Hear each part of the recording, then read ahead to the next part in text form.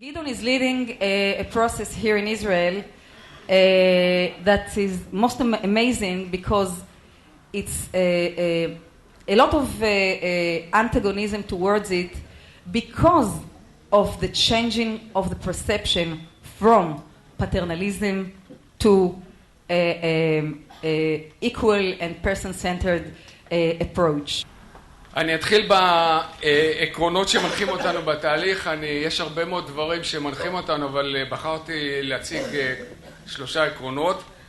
טוב, אז העקרונות הם בעצם ב3 רמות. העקרון הראשון, ואני חושב שהוא הכי חשוב כי הוא הכרחי, זה שתהיה אחריות והובלה של המדינה בתהליך הזה. זאת אומרת, כמו שסיגל אמרה, יש המון גורמים, אנחנו נפרט את כולם, אבל בלי לקיחת אחריות של המדינה, בעצם כגורם מרכזי וכגורם דומיננטי בחברה הישראלית, זה בעצם לא ילך.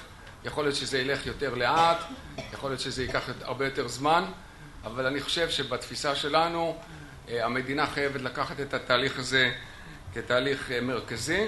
העיקרון השני זה גיוס ואיגום שותפויות של בין משרדי ממשלה שונים, עם השלטון המקומי, עם המפעילים והארגונים החברתיים לקידום הנושא. בלי שותפות של כולם זה לא זז. המרכיב השלישי זה בעצם קשור בעצם לאנשים שעליהם מדובר, על הלקוחות שלנו, בראש ובראשונה על האנשים עם מוגבלות שכלית-התפתחותית, וכמובן על בני המשפחות שלהם.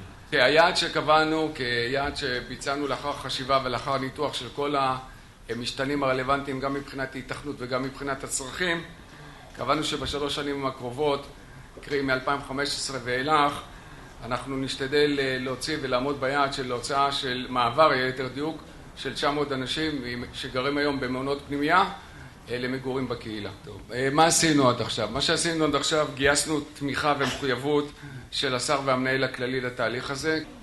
היעד השני הוא יעד בעצם שלא רק המערכת הפוליטית, אלא גם המערכת המקצועית, קרי האגף וכמובן גם אגפים נוספים במשרד, על כל המערכות שלו, גם ברמה של המטה, גם ברמה של הפיקוח, מערכת האבחון, והכי חשוב, המערכת של הביצוע בשטח, יהיו שותפים לתהליך הזה, ואנחנו עושים הטמעה מאוד גדולה של התובנות שקשורות בעניין הזה, כולל היום הזה שבו משתתפים קבוצה נכבדת של אנשים גם מהשטח.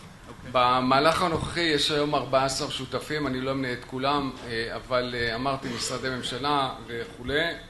בסופו של דבר, המהלך הזה הוא מהלך שאנחנו כתבנו באמצעות 8 צוותי משנה, כתבנו בעצם ניירות עמדה שמתייחסות לתחומי החיים שאני תכף אפרט אותם.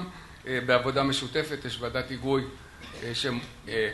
שהמנכ"ל בעצם הוא היושב ראש שלה, ואנחנו בעצם עובדים איתו בקשר ישיר ואינטנסיבי. הקבוצה הראשונה והמשמעותית, והיא גם הראשונה בתהליך, זה הקבוצה של האנשים עצמם. אנחנו בעצם איתרנו ומיפינו את האנשים, את הדיירים שמועמדים למעבר. כמו שאמרתי, אנחנו מדברים על סדר גודל של קרוב ל-900 אנשים, כאשר גם הוועדה בנתה בהסכמה את המנגנון שבעצם יכין את האנשים האלה למעבר, ואיך זה יתבצע. מה שחשוב לי להגיד בקטע הזה, שאנחנו מבטיחים לשמור מקום לכל דייר שבעצם יצא החוצה, ובמידה והתהליך הזה לא יצליח לגביו באופן פרטני, אז הוא תמיד יוכל לחזור למקום שממנו הוא יצא. ואני שמחתי לשמוע שלוק אמר שמי שיוצא לא כל כך רוצה לחזור. הקבוצה השנייה התייחסה לנושא של המשפחות והאפוטרופוסים, וגם כאן בעצם אנחנו מבינים מאוד את החששות וגם את השיקולים של ההורים בתהליך הזה, ואנחנו בהחלט לוקחים בחשבון את הרצונות שלהם, את השאיפות שלהם ואת החששות שלהם, על מנת שהם יהיו שותפים מלאים לתהליך הזה. הקבוצה השלישית, אני מתייחס למפעילים סלש מעונות או מסגרות, ובעצם כמו שאמרנו שהתארנו את האנשים עצמם, אז גם מטבע הדברים גם האנשים האלה חיים בתוך מסגרות מסוימות. גם כאן אפשרנו בהסכמים עם המפעילים, גם הציבוריים וגם הפרטיים, בהסכמים לבית לחיים, אפשרנו בעצם תהליך של מעבר, ואנחנו כרגע נמצאים בהסדרה של כל הנושאים הטכניים על מנת לאפשר את המעבר הזה בצורה הכי חלקה מבחינה ביוקרטית, כאשר חשוב לנו להגיד שאנחנו במקביל יוצאים למכרז הפעלה חדש לגבי איתור של ספקים חדשים שיפתחו דירות בקהילה. והנקודה השלישית, היות ויש לנו גם מעונות ממשלתיים, אז כבר בהסכמה של הביטוח הלאומי ובעבודה משותפת מול משרד השיכון, יש לנו תקציב לרכישה של 9 דירות, אחת בכל מעון ממשלתי, על מנת שנוכל לאפשר את התהליך הזה גם במעונות הממשלתיים. אנחנו מבינים שהחלק של היציאה עצמה מהמסגרות הוא רק ההתחלה של המהלך הזה, אבל אנחנו צריכים לעשות 2 מהלכים נוספים. אחד, על מנת לאפשר את זה בתוך המערכת הביוקרטית המשרדית, הצעדים שאנחנו נוקטים הם כדלקמן. קודם כל, יש לנו כבר היום בערך 3,100 אנשים שחיים בהוסטלים ובדירות, בערך חצי במספרים, ואנחנו רוצים לשדרג בתקינת כוח אדם בחקיקה את המשאבים שאנחנו נותנים לקבוצה הזאת, בצורה כזאת שהמשאבים האלה יוכלו לא רק על הקבוצה הזאת, אלא גם על אלה שיצאו לקהילה מתוך המעונות. הנקודה השנייה זה שאנחנו חושבים שהמהלך הזה יאפשר לנו ליצור תמונת מצב חדשה במעונות הקיימים, בצורה כזאת שהמעונות האלה יהיו הרבה יותר עם אוריינטציה לקהילה, שילוב של אנשים בתוך הקהילה, ויתנו גם בתוך המסגרות עצמם תנאי חיים שהם שווה ערך לפחות לתנאי החיים של האנשים שיצאו לקהילה. זאת אומרת שבמעונות הקיימים למשל אנחנו נעודד, כמובן שאני צריך להשקיע שם כסף, נעודד מגורים של אנשים גם בתוך דירות, בתוך המעונות, שהם יחיו כמה שיותר במתכונת של חיים הכי דומה לקהילה. בתהליך של השילוב בקהילה עצמו אנחנו מדברים על 3 מרכיבים בסיסיים, יש הרבה יותר, אבל הבסיסיים זה הנושא של הבריאות. יש לנו הסכמה עם משרד הבריאות לגבי התהליך, אנחנו נצטרך לממש אותו מול גורמי הביצוע בשטח שזה קופות חולים. בנושא של התעסוקה אנחנו נפתח יותר מקומות תעסוקה בקהילה בצורה כזאת שתאפשר גם ניידות בתוך מערך התעסוקה הפנימי, בצורה כזאת שחבר'ה שגרים היום במעונות יעבדו היום במעשים, וחלק שעובדים במעשים יעבדו במעשים תעשייתיים ובשוק הפתוח וכו' וכו'. תהיה ניידות, וכמובן כל הקטע של הפנאי, שהוא קטע מאוד מאוד מהותי בקטע של השילוב בקהילה, אנחנו נמצא את האמצעים שבעצם יעודדו, אם באמצעות של ואוצ'רים או באמצעות דברים אחרים, יעודד צריכה של שירותים של פנאי בתוך הקהילה. בתחום של השילוב בקהילה, ברמה של המחלקות לשירותים חברתיים או היישובים, יש לנו 3 משתנים מרכזיים. אחד זה המחלקות לשירותים חברתיים, שאנחנו רוצים הרבה יותר מעורבות ושותפות שלהם בתהליך הזה. אנחנו נקים בכל מקום כזה שאנחנו נוציא אנשים, קבוצה שתהיה מורכבת ממנהל המסגרת, ממפקחים ומהגורמים בקהילה, וגם מהמחלקה לשירותים חברתיים, שבעצם תהיה ועדת היגוי מקומית על מנת לבצע את המהלך הזה. הקבוצה השנייה בקהילה זה הרשויות המקומיות, קרי ראשי הרשויות והממסד העירוני. אנחנו כבר אפשרנו בחוזר מנכ"ל לרשות מקומית שמעוניינת לפתוח במכרז שלה דירה בקהילה, אנחנו מאפשרים לה לעשות את זה. כרגע אין ביקוש רב, אבל אני מאמין שככל שאנחנו נמשיך עם העניין הזה, אני מאמין שנצליח גם לפתוח דירות בצורה הזאת. והקבוצה השלישית זה בעצם הציבור הרחב, בדגש על שכנים. אנחנו יודעים שהקבוצה הזאת היא קבוצה מאוד מאוד משמעותית, על מנת שבסופו של דבר, אם אנחנו מדברים על שילוב אמיתי, שאנחנו נצטרך להשקיע בשינוי עמדות בציבור. אוקיי, ולסיכום, בעצם בלי השותפות של כולם ובלי התרומה של כולם, אנחנו נצליח פחות. אז אני מנסה את ההזדמנות ואת הבמה הזאת, לבקש את השותפות של כל אחד ואחד באופן אישי, ואת הארגון שלו, ואת התמיכה שלו, ואת התרומה שלו, וגם את העצה שלו. אנחנו נשמח, אני אומר את זה באחריות מלאה, לקבל כל עצה וכל רעיון מכל אחד, איך לעשות את הדברים טוב יותר. תודה. So, I'd like to open with some fundamental issue. Let's go back to the roots, to the values that leads us and give us the right for even thinking about living in the community. What are those values, and are we really prepared to implement them? And let's say that. we are talking about an equal society for all, for people with disabilities as well. We are talking about segregation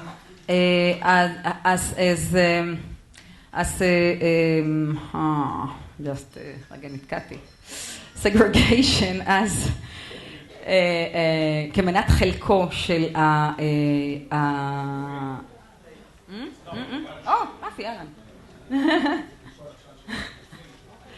segregation as the fate of the of weak groups of the community. You know, we now are having the demonstration of the Ethiopian community, and we know some schools segregated Ethiopians. It's not happening anymore in Israel, but at first it was. And we know the human history. I know. It's part of human history to segregate groups of people who are the society don't see equal as all, and we know the Afro-American in America and so on. So this is a basic value we are talking about, to include everyone.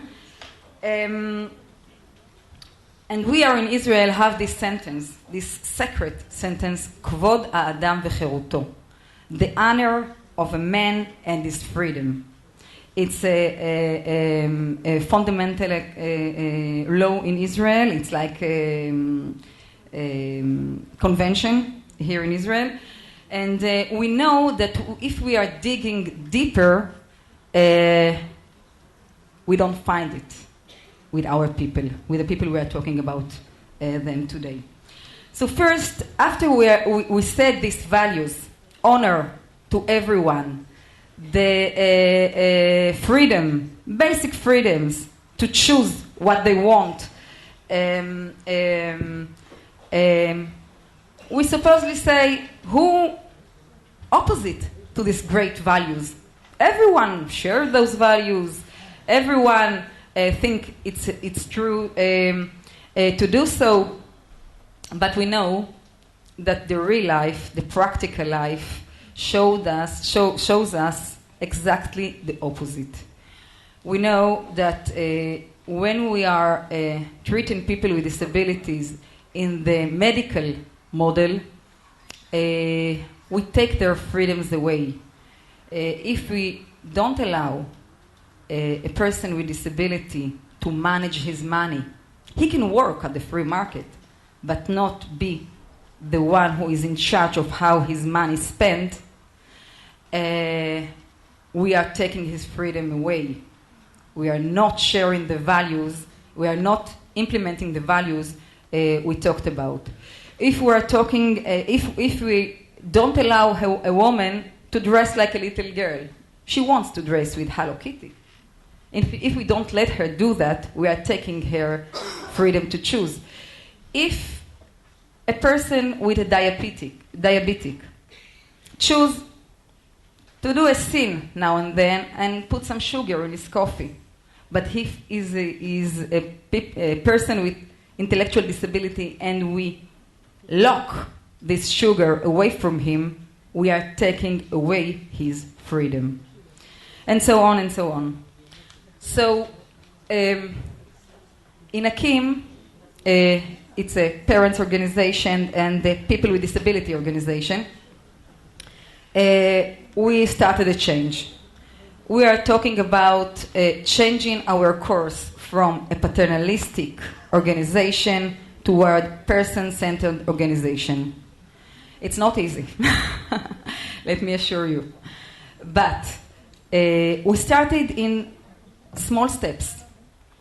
We are now near every board of every branch. We have 60 branches nationwide, and near to every family member board, we want to develop a management, a board of people with disability.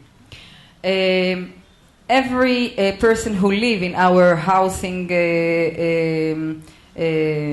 services choose his supporter, and together they go to a journey for person-centered planning, to know his life, his narrative, to know his family, and from this point to build a plan that will give him what he wants.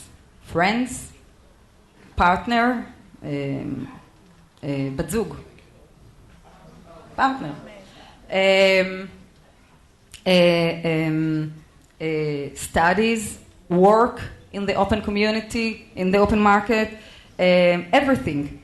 And we started to do this introduction between all kinds of people, so they'll elaborate their social life and to manage their own budget. And this is the great change.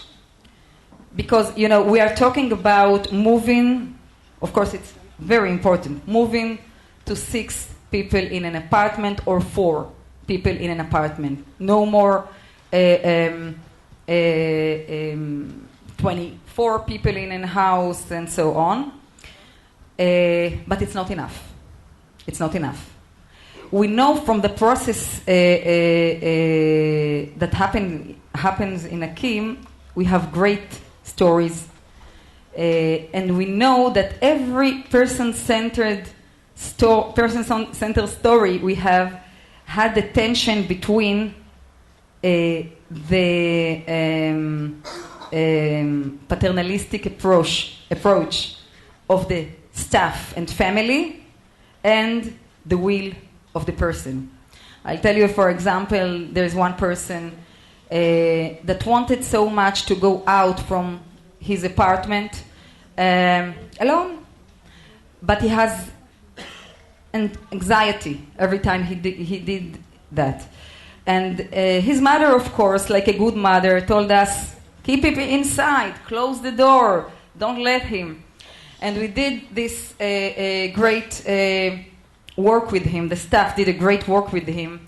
And the family was amazed. At the time, he didn't only go out of the apartment whenever he wanted and come back and start managing his life. He also went on a plane to visit a family abroad, and that was a huge success.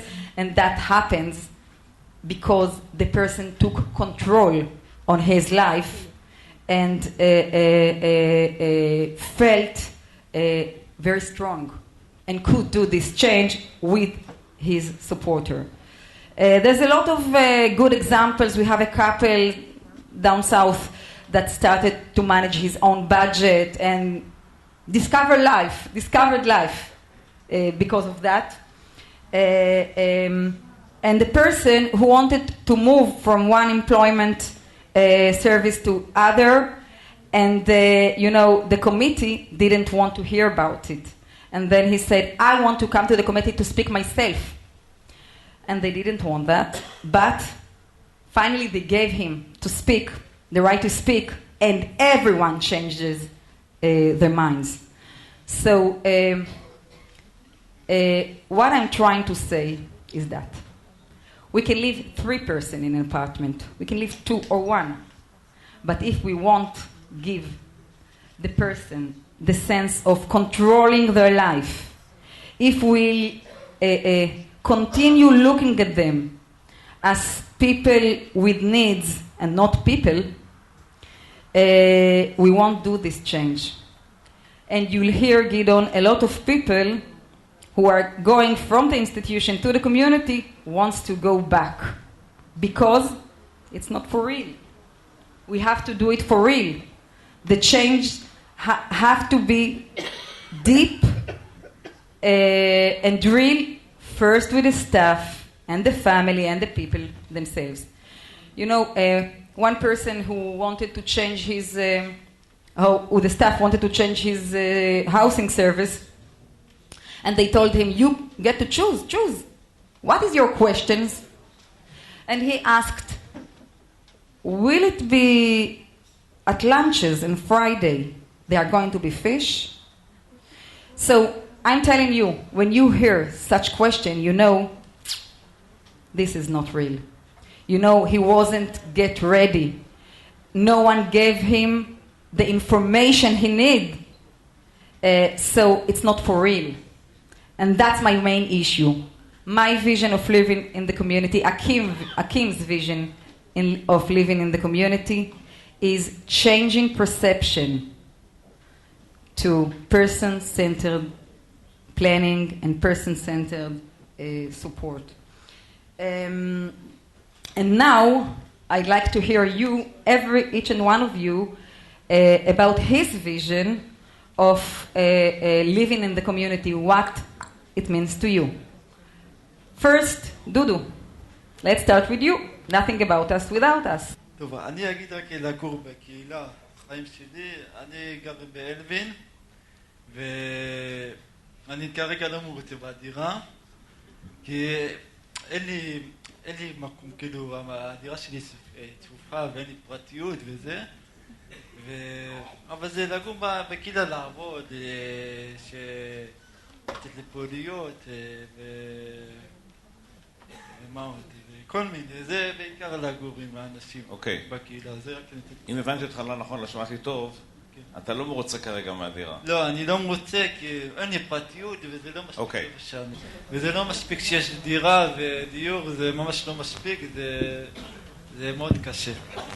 שאנחנו בהרבה אנשים ואין מקום. The question is whether my vision is in a real world or my vision is in an ideal world. I have a sister in an institution, in a government institution, and she's been there for, I would say, about 40 years. And she is, if I had to define her, she is very low in terms of intellectual disability. So in the real world, as I see it in Israel, obviously for me, now I don't see her going to live in an apartment or anywhere else because she's been in an institution for so long. And that's the life she really knows. Although we used to take her, I used to take her home, my parents used to take her home for holidays and even on a weekly basis.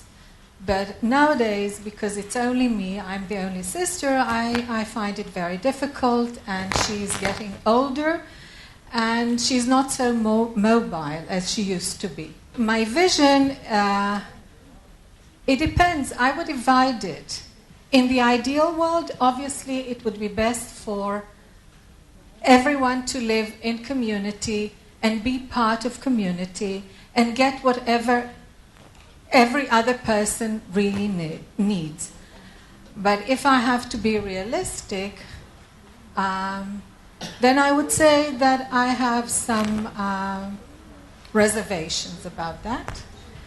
And that's maybe my personal problem. But as I see it now, I can't see and I don't see everyone living, as I know Israeli society, living in society.